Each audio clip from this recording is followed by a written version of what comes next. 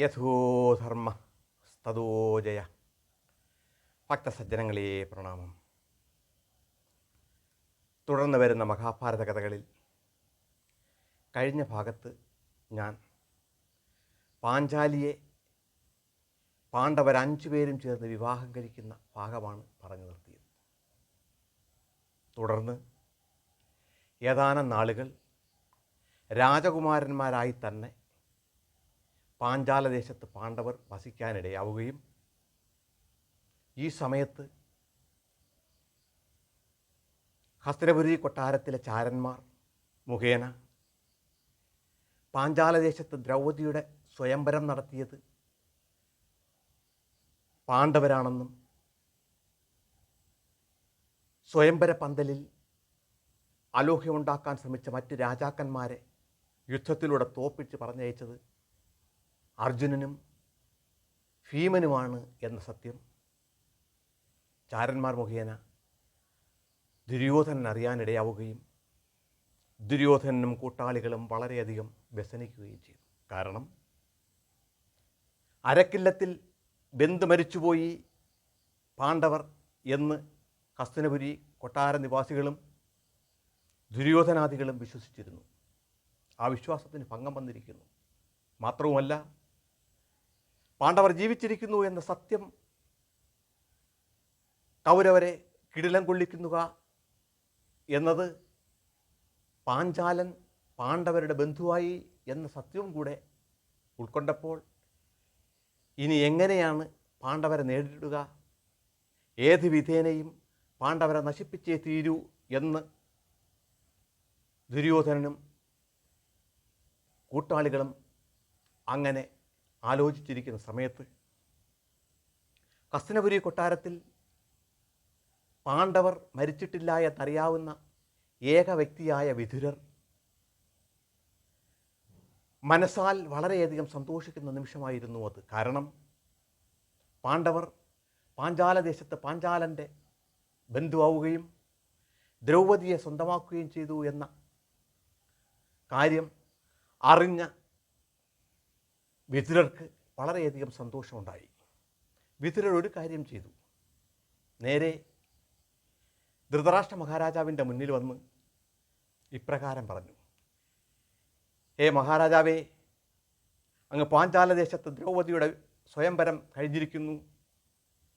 ദ്രൗപദി അങ്ങയുടെ മരുമകളായിരിക്കുന്നു. ഇത് കേട്ടുകഴിഞ്ഞ ധൃതരാഷ്ട്രർ വളരെയധികം സന്തോഷിച്ചുകൊണ്ട് ധൃതരാഷ്ട്രർ മനസ്സിൽ കണ്ടത് തൻ്റെ പുത്രനായ ദുര്യോധനും കൗരവരും അങ്ങ് പാഞ്ചാലദേശത്ത് പോയിരുന്നു. ദ്രൗപദിയെ വിവാഹം കഴിച്ചത് ദുര്യോധനാണെന്ന് നിലച്ചാണ്. വളരെ സന്തോഷത്തോടുകൂടി ധൃതരാഷ്ട്രർ ബേഷ് വളരെ നല്ലത്, പാഞ്ചാലൻ എൻ്റെ ബന്ധുവായിരിക്കുന്നു, ദ്രൗപദി എൻ്റെ മരുമകളായിരിക്കുന്നു, എത്രയും പെട്ടെന്ന് വിതുര ദുര്യോധനെയും ദ്രൗപദിയെയും എൻ്റെ മുന്നിലേക്ക് കൊണ്ടുവരിക എന്ന് പറഞ്ഞപ്പോൾ വിതുരർ അറിയാതെ ചിരിച്ചുപോയി. കാരണം ദുര്യോധനല്ല, പാണ്ഡവരാണ്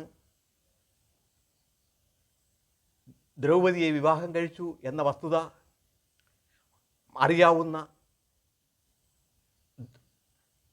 വിതുരർ അറിയാതെ ഉള്ളാൽ ചിരിച്ചുവെങ്കിലും ഇത് മറച്ചു വെച്ചുകൊണ്ട് ധൃതരാഷ്ട്ര മഹാരാജാവിനോട് ഇപ്രകാരം പറഞ്ഞു: മഹാരാജാവേ, ദ്രൗപദിയെ വേളി കഴിച്ചത് ദുര്യോധനല്ല, പാണ്ഡവരാണ്. ഇത് കേട്ട ധൃതരാഷ്ട്രർ പെട്ടെന്നൊന്ന് ഞെട്ടി. എന്ത്, പാണ്ഡവർ ജീവിച്ചിരിക്കുന്നുവെന്നോ? അതെ മഹാരാജാവേ, പാണ്ഡവർ ജീവിച്ചിരിക്കുന്നു. എന്തായാലും മനസ്സിലുണ്ടായ ഞെട്ടലിനെ നിയന്ത്രിച്ചുകൊണ്ട് ധൃതരാഷ്ട്ര മഹാരാജാവ് ഇപ്രകാരം പറഞ്ഞു: ജീവിച്ചിരിക്കുന്ന പാണ്ഡവർ എന്തായാലും വളരെ നന്നായി. ദ്രൗപദിയെ പാണ്ഡവരിലൂടെ എങ്കിലും നമ്മുടെ ബന്ധുവാക്കാൻ കഴിഞ്ഞു. അതിലൂടെ ദ്രുപദനെയും പാഞ്ചാലദേശത്തെയും നമ്മുടെ ബന്ധുവാക്കാൻ കഴിഞ്ഞു. അത് വളരെയധികം സന്തോഷമുള്ളതാണ് എന്ന് പുറമേ വിതുരരോട് പറഞ്ഞ ധൃതരാഷ്ട്ര മഹാരാജാവ് ഇത് കേട്ടുകഴിഞ്ഞ വിതുരർ മഹാരാജാവിനോട് എങ്ങും എന്നും അങ്ങേക്ക് ഈ സൽബുദ്ധി നിലനിൽക്കാൻ ഞാൻ സർവേശ്വരനോട് പ്രാർത്ഥിക്കുന്നു എന്ന് പറഞ്ഞ് അവിടെ നിന്ന് പോയി. ഈ സമയം രാജാവിനെ മുഖം കാണിക്കാനെത്തിയിരുന്ന ദുര്യോധനൻ ഒളിഞ്ഞു നിന്ന് വിതുരരുടെയും ധൃതരാഷ്ട്രരുടെയും സംഭാഷണം മൊത്തം കേൾക്കുകയായിരുന്നു. കേട്ടുകൊണ്ട് അകത്തേക്ക് കടന്നു വന്ന ദുര്യോധനൻ ഒപ്പം കർണനും കൂടെ ഉണ്ടായിരുന്നു. ദുര്യോധനൻ മഹാരാജാവിനോടായി പറഞ്ഞു, എന്ത് പിതാവേ അങ്ങ് ഈ വിതുരനോട് പറഞ്ഞത്? പാണ്ഡവർ ജീവിച്ചിരിക്കുന്നതിൽ അങ്ങ് സന്തോഷിക്കുന്നുവെന്നോ? പാണ്ഡവർ ദ്രുപദൻ്റെ ബന്ധുവായതിലും അങ്ങേക്ക് സന്തോഷമാണെന്നോ? അതിൻ്റെ ആപത്ത് അങ്ങ് ചിന്തിക്കുന്നില്ലേ എന്ന് ചോദിച്ച ദുര്യോധനോടായി ധൃതരാഷ്ട്രർ ഇപ്രകാരം പറഞ്ഞു, ഉണ്ണികളെ, നിങ്ങൾ മനസ്സിൽ എപ്രകാരം ചിന്തിക്കുന്നുവോ അതേപോലെ തന്നെയാണ് ഞാനും ചിന്തിക്കുന്നത്. എന്നാൽ ആ വിവരം എനിക്ക് വിതുരനെ അറിയിക്കാൻ കഴിയില്ല. അതുകൊണ്ട് അത് മറച്ചു വെച്ച് ആണ് ഞാൻ വിതുരനോട് സംസാരിച്ചത്.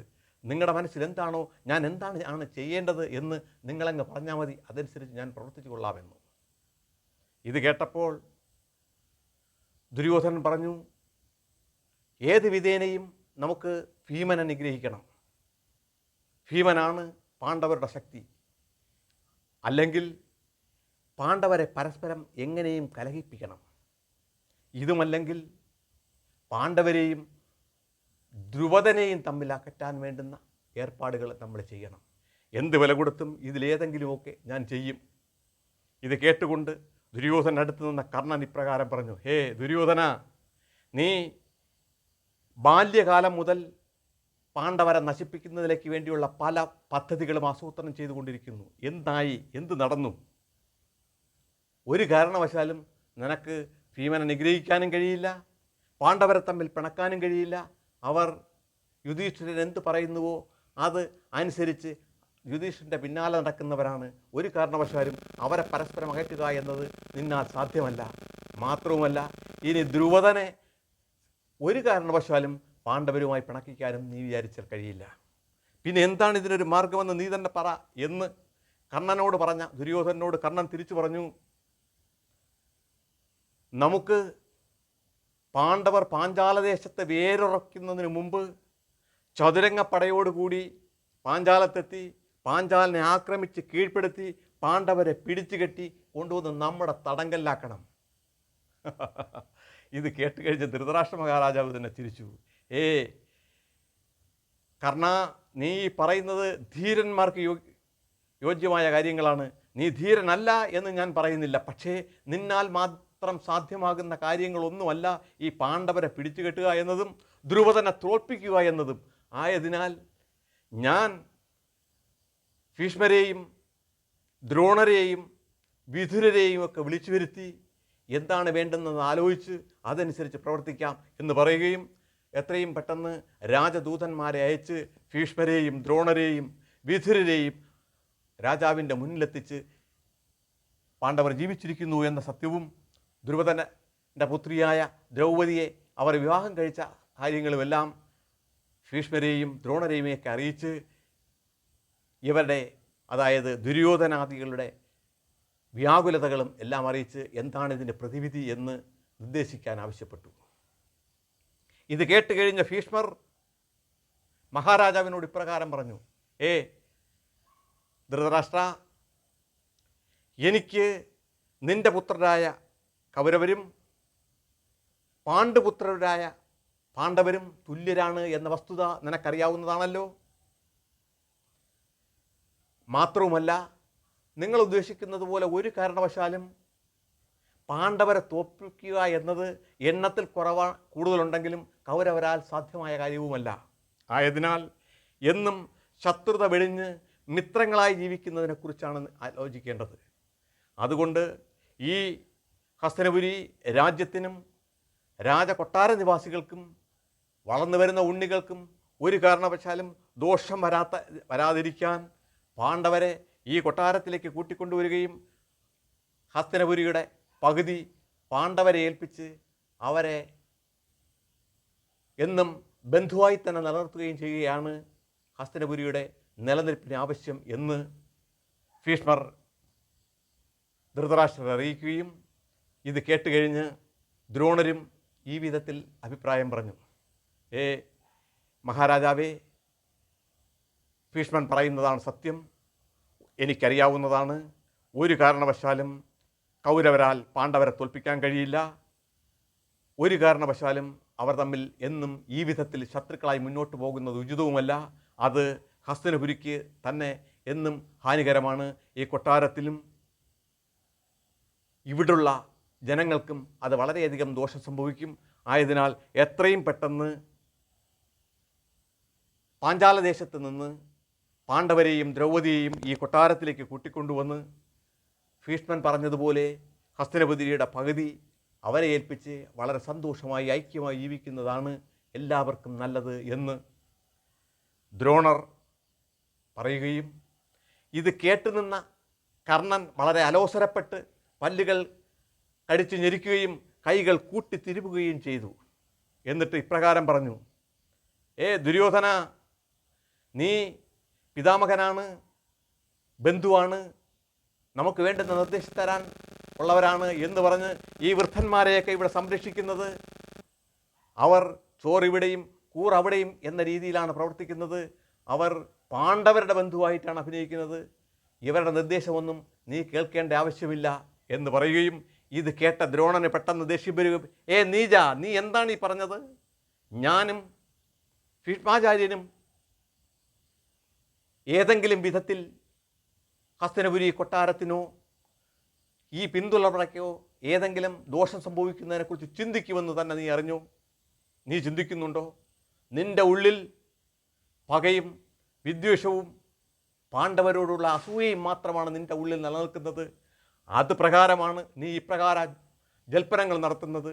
ഒരു കാരണവശാലും ഹസ്തിനപുരിയുടെ നിലനിൽപ്പ് ആഗ്രഹിക്കുന്ന ഭീഷ്മാചാര്യനും ഞാനും പറയുന്ന വാക്കുകൾ നിഷേധിച്ചാൽ സർവനാശമായിരിക്കും സംഭവിക്കാൻ പോകുന്നത് എന്ന് ദ്രോണൻ പറയുകയും ഈ സമയത്ത് വിതുരൻ ഇടപെട്ട് ഇപ്രകാരം പറഞ്ഞു: മഹാരാജാവേ, ഭീഷ്മാചാര്യനെപ്പോലെയും ദ്രോണരെപ്പോലെയും പ്രഗത്ഭരായ ജ്ഞാനികൾ വേറെ ഈ ഭൂമുഖത്ത് തന്നെ ഇന്നില്ല. അവരുടെ അഭിപ്രായത്തിന് പ്രാധാന്യം കൽപ്പിക്കാതെ അങ്ങ് മുന്നോട്ട് പോയാൽ വളരെ അനുചിതമായതും കാര്യങ്ങളായിരിക്കും ഇവിടെ തുടർന്ന് നടക്കാൻ പോകുന്നത്. ഒരു കാരണവശാലും ഹസ്തിനപുരിക്ക് അത് ഗുണം ചെയ്യുകയല്ല, അങ്ങേക്കോ അങ്ങയുടെ പുത്രന്മാർക്കോ അത് ഗുണം ചെയ്യുന്നതുമായിരിക്കേയില്ല. ആയതിനാൽ ഇവരുടെ നിർദ്ദേശം അങ്ങ് പാലിക്കുന്നത് വളരെ നല്ലതാണ് എന്ന് വിതുരർ ഈ സമയം പറയുകയും, എന്തായാലും ധൃതരാഷ്ട്രർ ഇതെല്ലാം കേട്ട് കഴിഞ്ഞപ്പോൾ ധൃതരാഷ്ട്രർക്ക് മനസ്സിലായി, എൻ്റെ ഇംഗിതവും എൻ്റെ പുത്രന്മാരുടെ ഇംഗിതവും ഒരു കാരണവശാലും ഇപ്പോൾ ഇവിടെ നടക്കാൻ പോകുന്നില്ല. ആയതിനാൽ ഈ ഭീഷ്മരുടെ ഉപദേശം തൽക്കാലം സ്വീകരിക്കുന്നതാണ് എനിക്ക് നല്ലത് എന്ന് ബോധ്യമായ ധൃതരാഷ്ട്രർ വിതുരരോട് ഇപ്രകാരം പറഞ്ഞു: വിതുരരെ, നീ നാളെ തന്നെ അങ്ങ് പാഞ്ചാലദേശത്ത് പോയി പാണ്ഡവരെയും ദ്രൗപദിയെയും കുന്തിദേവിയെയും ഹസ്തിനപുരി കൊട്ടാരത്തിലേക്ക് കൂട്ടിക്കൊണ്ടുവരിക എന്ന്. വളരെ സന്തോഷത്തോടുകൂടി വിതുരർ വളരെയധികം സമ്മാനങ്ങളുമൊക്കെയായി അങ്ങ് പാഞ്ചാലദേശത്തേക്ക് പോവുകയും പാഞ്ചാലദേശത്തെത്തിയ വിതുരൻ കണ്ടത് പാഞ്ചാലത്ത് അപ്പോൾ സാക്ഷാൽ ശ്രീകൃഷ്ണനും ജ്യേഷ്ഠനായ ബലരാമനും അവിടെ ഉണ്ടായിരുന്നു. പാണ്ഡവരുടെ വിവാഹം കഴിഞ്ഞ് അവർക്ക് പാരിതോഷികങ്ങളും കൊടുത്ത് കൃഷ്ണൻ അവരെ സന്തോഷിപ്പിച്ച് ദ്വാരകയിൽ നിന്നും പാഞ്ചാലത്തെത്തിയ അദ്ദേഹം അവിടെ അവരോടൊപ്പം കഴിയുക തന്നെയായിരുന്നു. വിതുരരെ കണ്ട് എല്ലാവരും വളരെ സന്തോഷത്തോടുകൂടി പാണ്ഡവർ കൊച്ചച്ഛനെ സ്വീകരിക്കുകയും അദ്ദേഹം ഈ വിധത്തിൽ ധൃതരാഷ്ട്ര മഹാരാജാവ് ഇവരെ കൂട്ടിക്കൊണ്ടുപോകുന്ന നിലയ്ക്ക് വേണ്ടി പറഞ്ഞയച്ചു എന്നറിഞ്ഞപ്പോൾ അവർ വളരെയധികം സന്തോഷിക്കുകയും ചെയ്തു. വിതുരരെ പോലെ തന്നെ വലിയച്ഛനും വളരെ സ്നേഹമായിട്ട് തന്നെയാണ് നമ്മളെ കൂട്ടിക്കൊണ്ടു പോകുന്നത് എന്ന വിശ്വാസത്തോടു കൂടി പിറ്റേ ദിവസം തന്നെ പാണ്ഡവരും ദ്രൗപദിയും കുന്തിദേവിയും ഹസ്തിനപുരിയിലേക്ക് തിരിക്കുകയും അവരോടൊപ്പം കൃഷ്ണനും ബലരാമനും ഹസ്തിനപുരിയിൽ വരികയും ചെയ്തു. ഹസ്തിനപുരിയിലെത്തിയ പാണ്ഡവരും ദ്രൗപദിയും ധൃതരാഷ്ട്രരെയും ഭീഷ്മനെയും ദ്രോണരെയുമൊക്കെ വേണ്ടുന്ന വണ്ണം വണങ്ങിയതിന് ശേഷം അല്പനാൾ അവിടെ വളരെ സന്തോഷത്തോടു കൂടി ജീവിക്കുകയും ഒരു നാൾ ധൃതരാഷ്ട്രൻ ഭീഷ്മരുടെയും ദ്രോണരുടെയും സാന്നിധ്യത്തിൽ യുധിഷ്ഠിരനെ വിളിച്ചു വരുത്തി ഇപ്രകാരം പറഞ്ഞു: യുധിഷ്ഠിര, നിങ്ങൾ പാണ്ഡവരും കൗരവരും തമ്മിൽ ഒരു കാരണവശാലും ശത്രുത സൂക്ഷിക്കാൻ പാടില്ല. നിങ്ങൾ ബന്ധുക്കളാണ്. നിങ്ങളെന്നും സൗഹൃദത്തോടു കൂടിയാണ് ജീവിക്കേണ്ടത്. നിങ്ങളുടെ ശത്രുത അകന്ന് നിൽക്കുന്നതിലേക്ക് വേണ്ടി ഈ രാജ്യത്തിൻ്റെ പകുതി ഞാനിതാ നിന്നെ ഏൽപ്പിക്കാൻ പോകുന്നു. നീ എത്രയും പെട്ടെന്ന് അനുജന്മാരെയും കൂട്ടി ഖാണ്ഡവനത്തിലേക്ക് പോവുക. അവിടെ ചെന്ന് ഉചിതമായ സ്ഥലം കണ്ടെത്തി അവിടെ ഒരു പട്ടണം പണിത് അവിടെ തലസ്ഥാനമാക്കി നീ ഹസ്തിനപുരിയുടെ പകുതി രാജ്യം ഭരിച്ചുകൊള്ളുക എന്ന്. ഇത് വളരെ സ്വീകാര്യമായി തോന്നിയ യുധിഷ്ഠിരൻ വളരെ വൈകാതെ തന്നെ സഹോദരന്മാരായ പാണ്ഡവരെയും കൂട്ടി അങ്ങ് ഖാണ്ഡവനത്തിലേക്ക് പോവുകയും അവരെ അനുഗമിച്ചുകൊണ്ട് കൃഷ്ണനും ബലരാമനും കൂടെ പോവുകയും ഖാണ്ഡവനത്തിലെത്തി ഇഷ്ടമുള്ള പ്രദേശം അത്രയും തിരഞ്ഞെടുത്ത് അവിടെ അതിമനോഹരമായ വീതിയേറിയ രാജപാതകൾ പണിയുകയും അമ്പരചുംബികളായ കൊട്ടാരങ്ങൾ നിർമ്മിക്കുകയും അങ്ങനെ വളരെ മനോഹരമായ പൂന്തോട്ടങ്ങൾ ഉണ്ടാക്കുകയും ഒക്കെ ചെയ്ത് ഖാണ്ഡവനത്തിൽ ഈ ഒരു പുതിയ പട്ടണം രൂപം കൊള്ളിക്കുകയും ആ പട്ടണത്തിന് ഇന്ദ്രപ്രസ്ഥം എന്ന് പേര് നൽകുകയും ചെയ്തു. അനേകം ഹസ്തിനപുരി രാജ്യത്തിൻ്റെ വിവിധ ഭാഗങ്ങളിൽ നിന്ന് അനേകം വിദഗ്ധരായ തൊഴിലാളികളും ജ്യോതിഷികളും എന്ന് വേണ്ട ആ കാലഘട്ടത്തിൽ എല്ലാ മേഖലയിലും പ്രവർത്തിക്കുന്ന അനേകം വ്യക്തികൾ ആ പട്ടണത്തിൽ വന്ന് താമസിക്കാനിടയാവുകയും അങ്ങനെ ഇന്ദ്രപ്രസ്ഥം സാക്ഷാൽ ഇന്ദ്രപുരി പോലെ പ്രശോഭിക്കുകയും ചെയ്തു. അങ്ങനെ പാണ്ഡവരെ ആ ഇന്ദ്രപ്രസ്ഥത്തിൽ താമസമാക്കിയതിനു ശേഷം കൃഷ്ണനും ബലരാമനും ദ്വാരകയിലേക്ക് യാത്രയാവുകയും യുധിഷ്ഠിരൻ്റെ നേതൃത്വത്തിൽ അങ്ങനെ ഇന്ദ്രപ്രസ്ഥ രാജഭരണം തുടരുകയും ചെയ്തു. പ്രിയ സജ്ജനങ്ങളെ, ഈ ഭാഗം ഞാൻ ഇന്നിവിടെ നിർത്തുന്നു. അടുത്ത ഭാഗത്ത് തുടർ കഥകൾ പ്രതിപാദിക്കാം. തൽക്കാലം നിർത്തട്ടെ. ലോകാ സമസ്ത സുഖിനോ ഭവന്തു.